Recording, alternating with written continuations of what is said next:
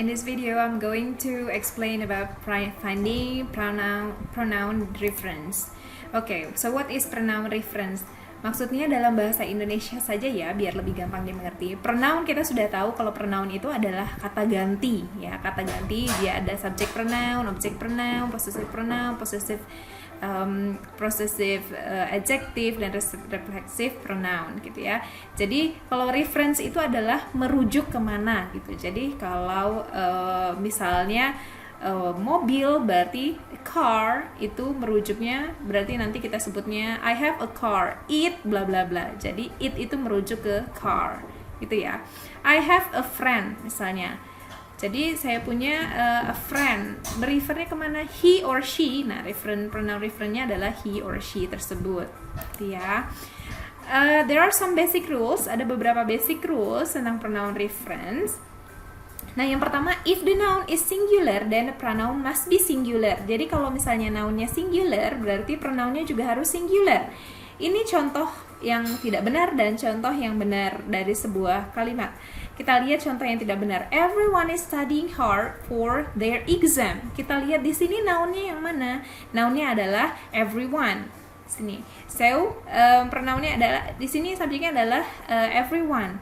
Nah, kalau everyone itu biasa berarti dia adalah singular. Nah, ketika di sini pronoun reference-nya berubah menjadi their. Benar nggak kalau ini singular, ini their? Yap, salah. Of course, kalau di sini they atau my friend and I, di sininya their itu benar. Tapi karena di sini everyone is singular, berarti di sini juga harusnya adalah his atau her. Ini yang benar. Everyone is studying hard for his or her exam because everyone is singular. So, the pronoun must be singular too. Next, number 2, be consistent with the first person, second person, and the third person. Jadi penggunaannya harus konsisten. Dari misalnya ketika kita pakai di awal, ketika kita menyebut orang pertama, orang kedua, dan orang ketiga itu harus konsisten. Contoh yang salahnya seperti ini. If a student studies hard, you should succeed. Yang kita bicarakan di sini adalah nounnya adalah siapa? A student. That's good. A student adalah nounnya. Maka harusnya di sini kita menyebutkan pronounnya adalah he atau she karena dia merefer ke a student. A student berarti seorang siswa. Berarti di sini harusnya referennya adalah he atau she. Okay? Jadi harusnya yang benar adalah if a student studies hard, he or she should succeed. Gampang ya? Okay, next, basic rules number 3. Only the noun that pronoun refers to should come before the pronoun. Okay, artinya kalau misalnya kita pakai dua-duanya nama orang, nah itu harus kita sebutkan yang mana yang kita maksud supaya tidak menjadikan itu confusing gitu ya. Ini contoh yang salahnya. Hasan and Muhammad walked to his English class. Di sini kita ngomong si Hasan. Hasan juga dia laki-laki, Muhammad juga dia laki-laki. Hasan dan Muhammad walked to his English class. Jadi Hasan dan Muhammad berjalan ke kelas bahasa Inggrisnya. Nyanya ini his di sini kita tidak tahu. Kita bingung apakah dia refer ke Hasan atau dia refer ke Muhammad. Jadi harusnya kalimat ini supaya benar menjadi Hasan and Muhammad walked to ini salah ketik. Harusnya Hasan and Muhammad walk to Muhammad class, Muhammad English class, atau Hasan and Muhammad walk to Hasan English class gitu. Jadi kita harus sebutkan salah satunya, jadi supaya tidak confusing. Kita nggak tahu ke yang mana, gitu ya. Okay, next number 4, there must be an explicit antecedent. Don't make the reader guess what the antecedent is. Jadi kita jangan membuat pembaca itu bingung dengan yang mana yang kita sebutkan. Artinya tidak jelas yang mana subjeknya dan yang mana noun dan pronounnya. Contoh yang salah itu adalah misalnya seperti ini. In the study, they state the writing skills are important. They ini merefer ke siapa? Kita tidak tahu. In the study dia tidak sebut apa-apa sebelumnya. Terus di sini ada they. They-nya itu merefer ke siapa? Kita tidak tahu.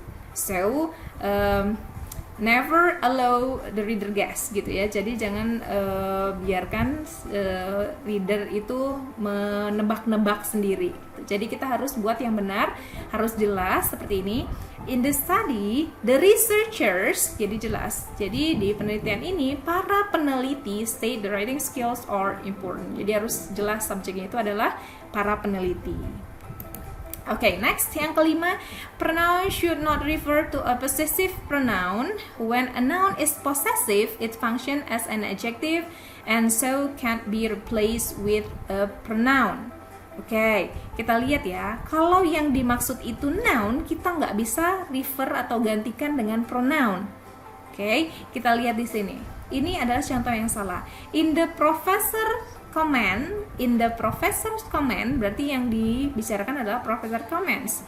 Di sini kita bahas she was very encouraging. Di sini kita bahas she. Jadi tidak ada hubungannya dengan professor comments is a noun, sedangkan she adalah pronoun dan tidak ada merefer sama sekali. Ini of course incorrect, salah. Jadi yang benar itu seperti apa? Kalau kita mau ngomongin tentang noun, tentang si professor's comment, berarti kita bahas si professor comment saja dengan satu kalimat. Contohnya, the professor's comments were very encouraging. Gitu ya. Next, the sixth. The next one is it must be used consistently. Jadi it itu harus digunakan secara konsisten.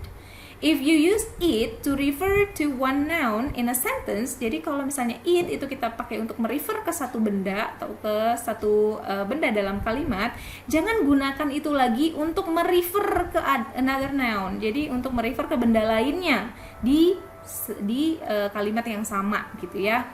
Contohnya gini, ini yang salah. When it is busy, I hope to get a lot of sleep as it will help me work hard.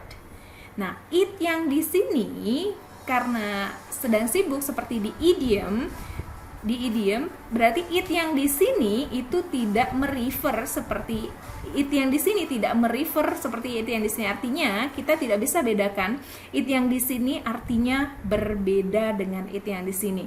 Jadi boleh nggak kita pakai begini, dua-duanya pakai it, padahal yang dimaksud adalah dua hal yang berbeda? Of course tidak boleh gitu. Jadi yang benar itu seperti apa? When it is busy, I hope to get a lot of sleep, which, jadi bisa kita pakai dengan which will help me work hard gitu ya. Jadi it-nya satu lagi bisa kita ganti dengan which atau dengan relative pronoun yang lain. Oke, semoga membantu. Thank you very much and I hope you understand and I'll see you in the next video. Bye bye.